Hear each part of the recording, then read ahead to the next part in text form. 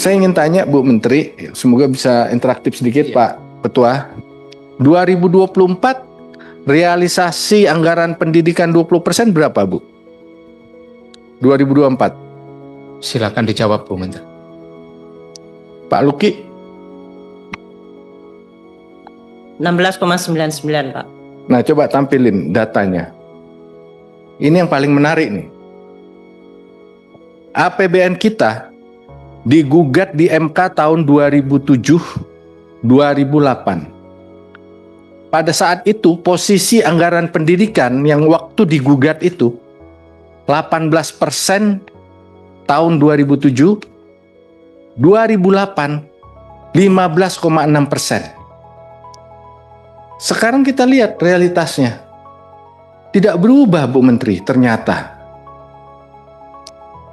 2022 15, 2023 16, 2024 17, 2025 kalau by design karena ada cadangan dana pendidikan yang ditaruh pembiayaan, bisa dipastikan itu juga 17%. Tidak bergerak saat MK memutuskan anggaran APBN harus memenuhi 20% APBN. Tidak bergerak.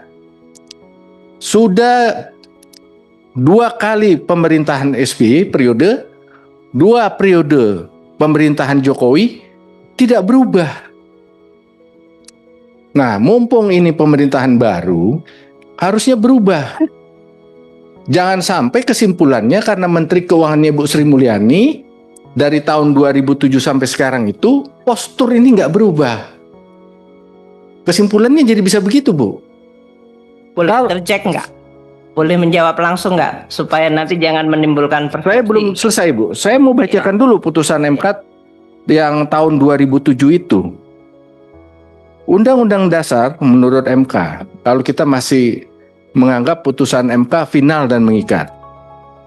Undang-Undang Dasar adalah hukum tertinggi yang tidak boleh ditunda-tunda pelaksanaannya.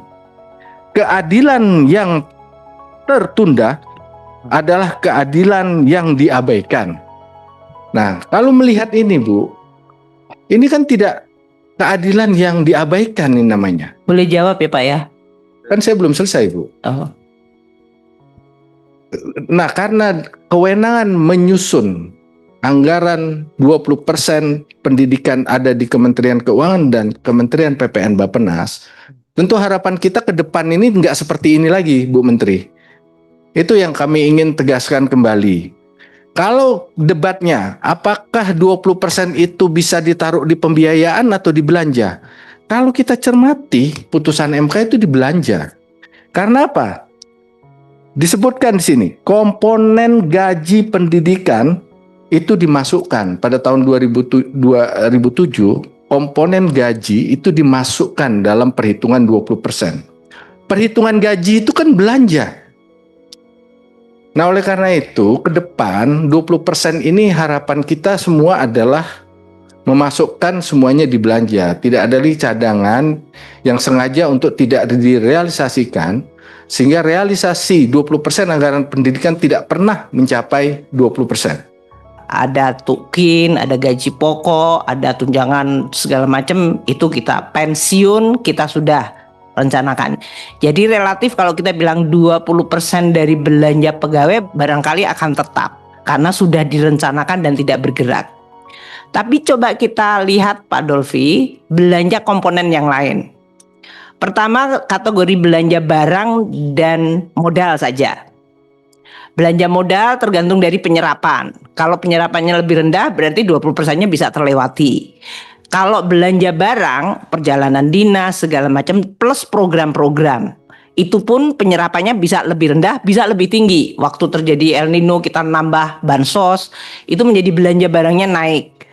Sehingga 20% yang awal menjadi seolah-olah lebih rendah kan Pak Dolfi.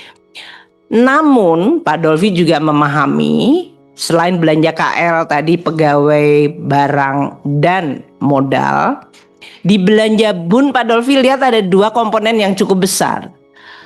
Subsidi dan kompensasi dan juga belanja bunga. Ini dua ini bergerak Pak Dolfi. Kadang-kadang exchange rate naik, subsidi jadi melambung tinggi. Sehingga the 20%, 20%-nya itu bisa saja menjadi turun hanya karena subsidinya menggelembung atau karena biaya. Jadi kalau bicara tentang by design Pak Dolfi, kami mendesainnya waktu RUU APBN itu 20%. By default jadinya adalah tergantung dari beberapa komponen karena pembaginya itu bergerak, ya dia bergerak. Itu satu dulu dari prinsip penghitungannya. 20% yang 2024 tadi Bu Menteri mengatakan 17%. 3% yang tidak direalisasikan itu, kalau kita hitung dengan nilai, itu 80 triliun. Kalau 80 triliun itu digunakan untuk memperkuat pendidikan kita, itu kan sangat dahsyat. Taruhlah sekarang itu menjadi alokasi untuk makan bergizi gratis di 2025 atau di 2026. Tapi kalau masih nggak terpenuhi lagi 20%, berarti kan ada sesuatu. Saya masih ingat waktu itu 20%, dan kalau dulu kita ingat Pak Misbakun termasuk yang lama di sini, Pak Eki yang ada di sini lama, Pak Dolfi yang lama di sini. Waktu itu kalau sudah mendekati September kita belum mencapai 20%, maka diberikanlah KL itu belanja tambahan di bulan Oktober. 3 bulan Pak, 80 triliun mau dibelanjakan habis jadi apa Pak? That's problem juga. Tapi poin saya Pak Dolfi, niat kita semuanya baik.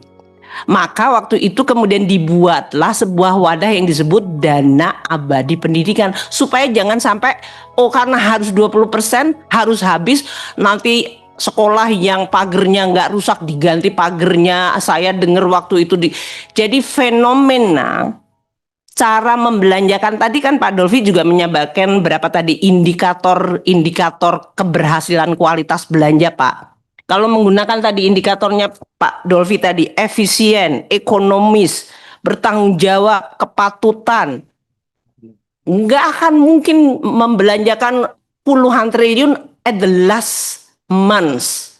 Jadi memang ini mekanisme kami juga berpikir terus bagaimana satu sisi mengikuti Undang-Undang Dasar, di sisi lain Pak Dolfi minta kualitas belanjanya harus bagus, tata kelola bagus dan segala macam efisien.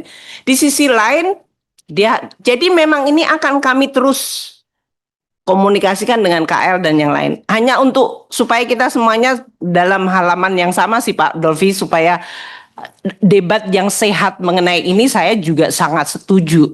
Tapi tetap at the end of the day kami di Kemenku sebagai bendahara negara itu pendidikan dan fungsi yang lain kami kelola bersama gitu Pak Dolfi. Tanpa mengorbankan loh Pak ya. Tadi Bapak kan seolah-olah jangan yang dikorbankan pendidikan, justru kita mau menyelamatkan anggaran pendidikan jangan sampai digunakan untuk kemudian tidak menimbulkan apa yang disebut dampak antar generasi.